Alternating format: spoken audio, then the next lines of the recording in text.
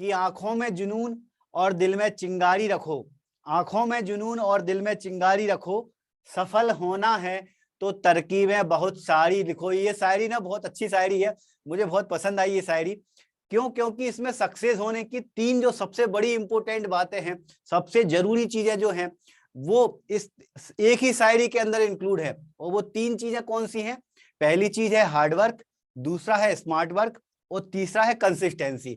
Hard work तो बहुत ही जरूरी है, बगैर हार्डवर्क के तो पॉसिबल ही नहीं है कि अपन कोई भी एग्जाम निकाल पाए या कुछ भी कर पाए, ठीक है। लेकिन हार्डवर्क के साथ साथ स्मार्ट वर्क भी बहुत जरूरी है।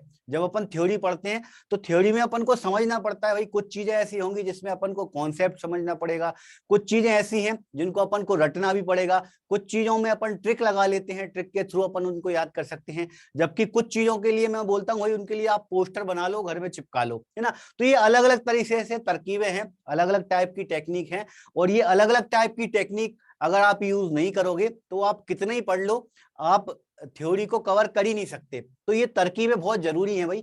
तो दोनों चीजें बहुत जरूरी हैं, हार्ड वर्क भी बहुत जरूरी है, साथ साथ में स्मार्ट वर्क भी बहुत जरूरी है, लेकिन कंसिस्टेंसी भी जरूरी है। एक बार फेल हो गए तो ये नहीं कि अपन छोड़ दो, है ना।